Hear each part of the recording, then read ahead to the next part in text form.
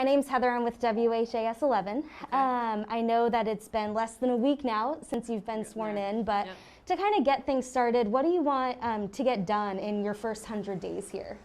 I think there's multiple things that have to be occurring simultaneously.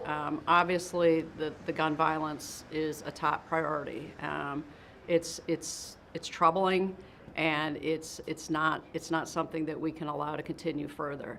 The outreach with the community is huge, and it's imperative that we have a strong working relationship there, not just to repair what occurred this summer, but also to get a handle on the gun violence. There has to be a partnership, a collaborative effort for us to be successful. And it's really been fortunate. I've had a number of people in the community reach out, and so the support is there. And then internally, it's helping the department regain its footing so that the folks here, the officers, that they have a sense of confidence in what they do, who they are. I want them to come to work wanting to come to work and feeling respected, because the reality of it is they will perform better. And it's about just right sizing what's gotten a little bit off course. Talking about that gun violence a little, we are 25 days into the month and have already seen more than a dozen homicides, from even carjackings to non-fatal shootings. It is already very, very troubling. Besides GVI, what is your plan to address this gun violence so that we don't see a repeat of 2020?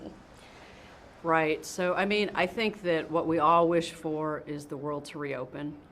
It's really, you take a hit when kids have nowhere to go, when there's not school, there's not ball to play after school, when folks have an abundance of idle time, when you're dealing with people who have lost their income, they have nothing, so of course they're going to commit crime to eat.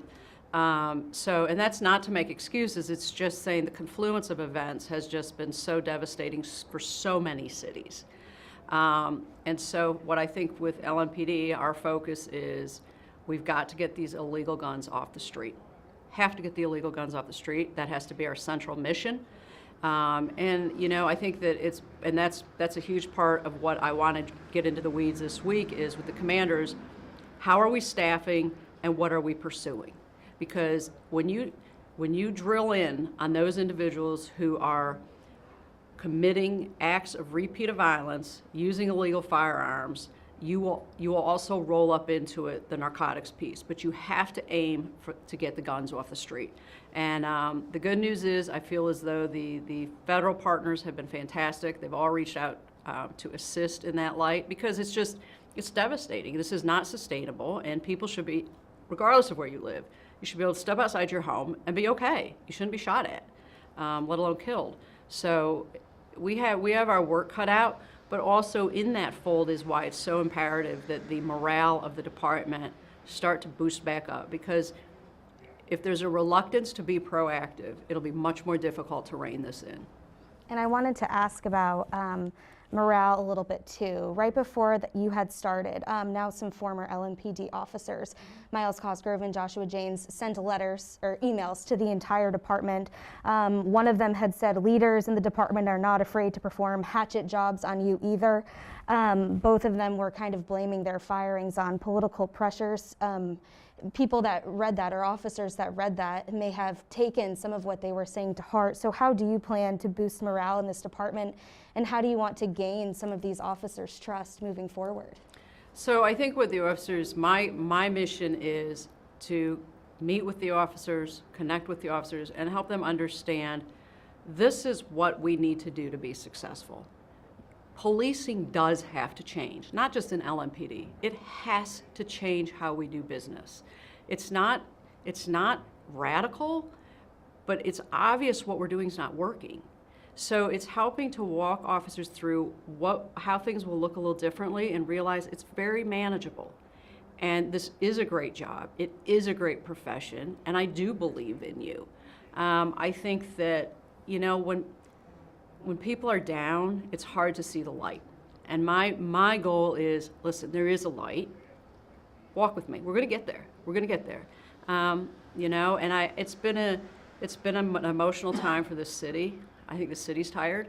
And I really hope that as we move forward, we can move forward collectively and stop some of, and have a positive energy, because it will be so much easier to move forward if we're somehow working collectively in the same direction.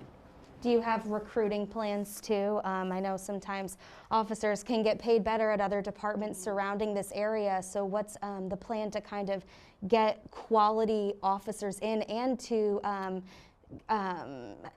also support the officers that are here now to get them to stay? No, and I mean, that's a fantastic question. What I will say on recruiting is the officers did receive a very decent pay raise this past summer. But the reality of it is LMPD has to figure out a way as a city and county to ensure that these employees are the highest paid in the state.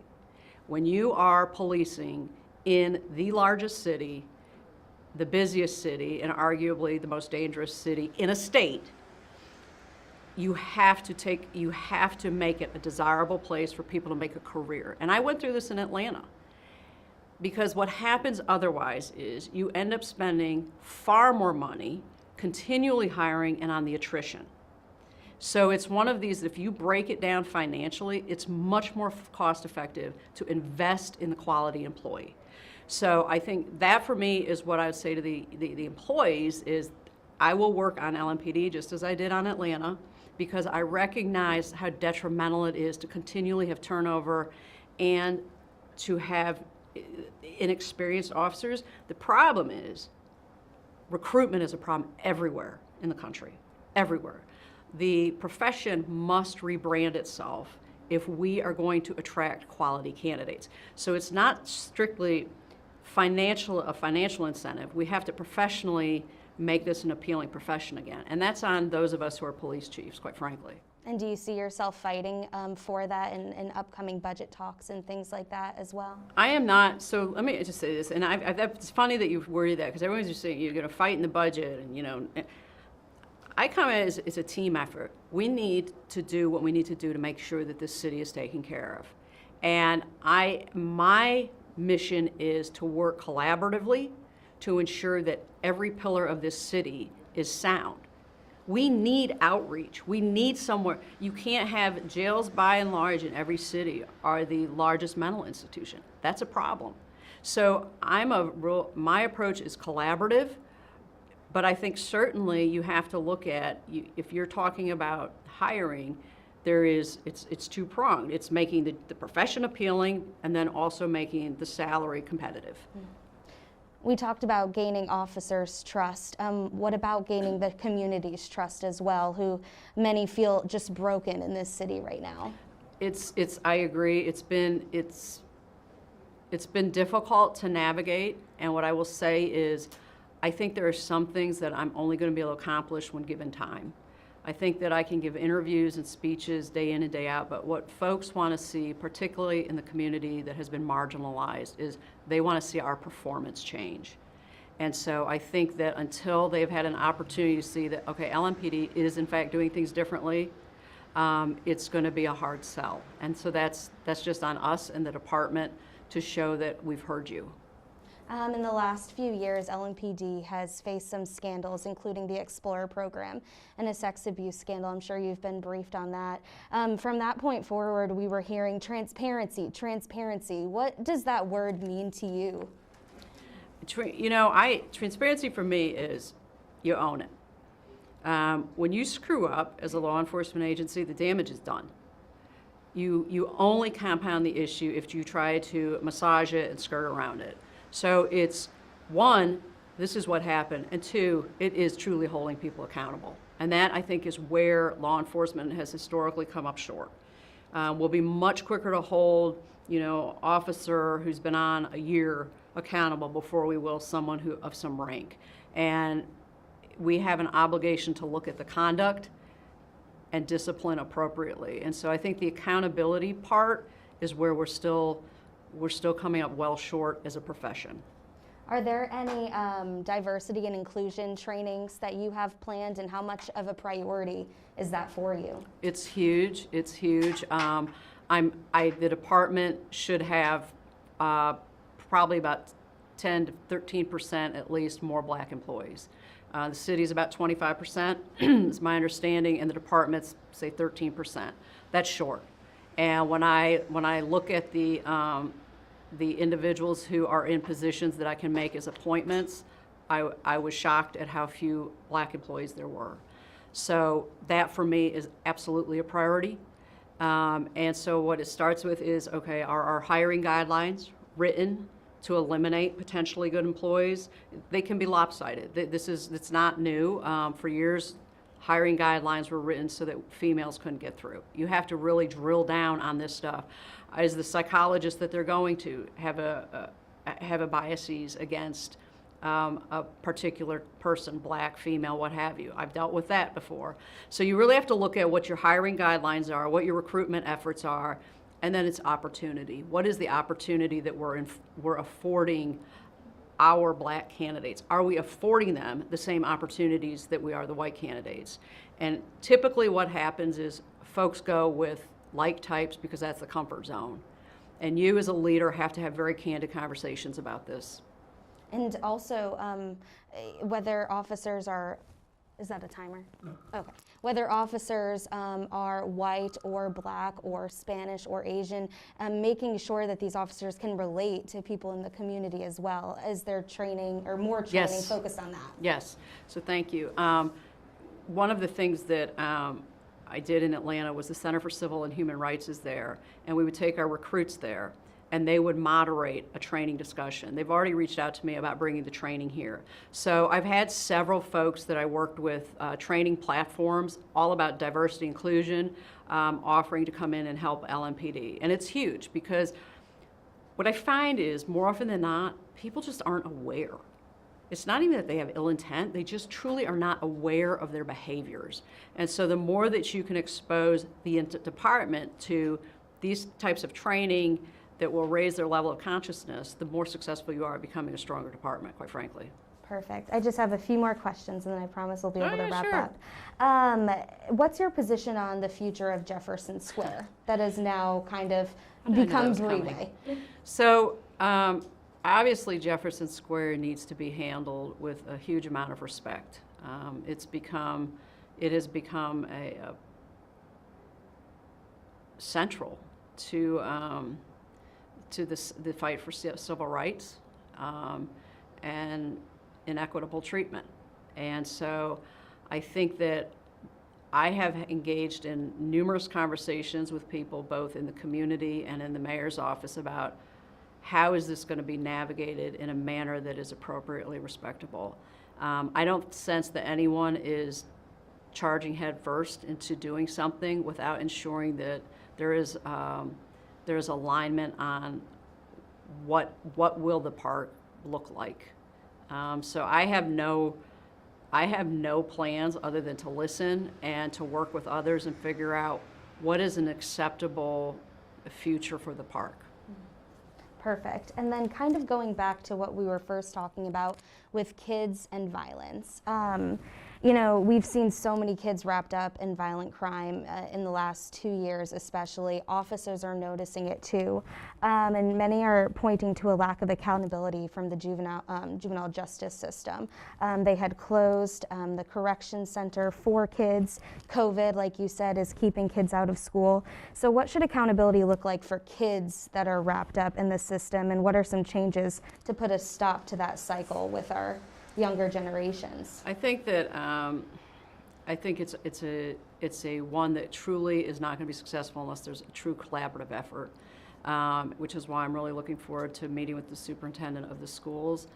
For me, what I would really like to see is I would like to see a public-private partnership whereby we develop some centers that these kids, high-risk kids, problem kids, can be taken to by LMPD in lieu of being released to an environment, set back to an environment where they have nothing. You know, the thing of it is, most of these kids, that is why they're on the street. They don't have a structure. They don't have a foundation. They may not have food. They're kids. They're kids. And so when you start talking about locking them up, that's just deferring at the issue.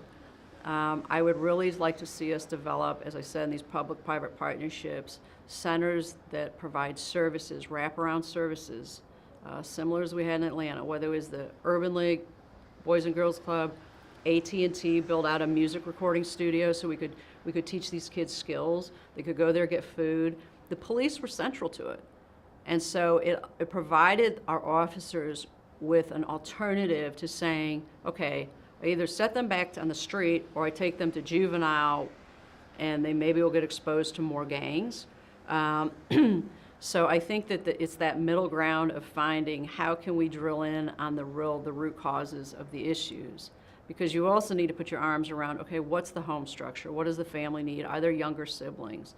So until we start really hitting down on the root causes, it's cyclical. Does it break your heart to know that, I mean, as many kids that are getting killed are sometimes also doing the killing? It is, and it's, but you think about it, a child with a gun has no idea of life or death. I mean, you just think you're invincible. And so this is why it's imperative we get the guns off the street. It's imperative we hold accountable the people that are getting the guns in the hands of the children.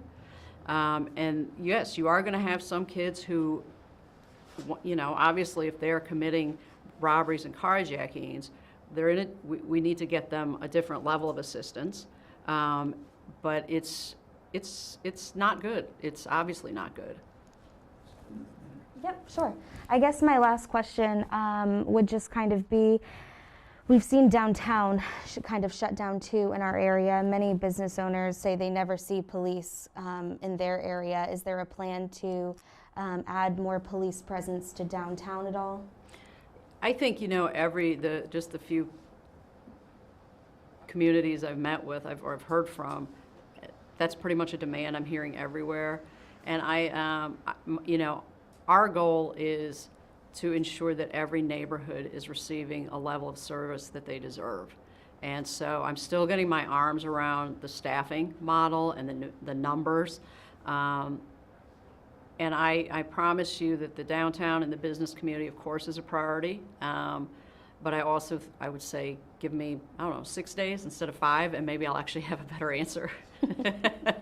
Perfect. I'm sorry, I just haven't seen the numbers, and it's on my to-do list. Right, it hasn't even been a week for you. No, it's just... Is there anything else that you want to say or that you want to mention just about, your first week here and if you're falling for Louisville or not? You know what? I've loved my first week here. It was much easier to be here doing the job than to be at a distance. And I have complete confidence in this city and this community in getting this right-sized. Complete confidence.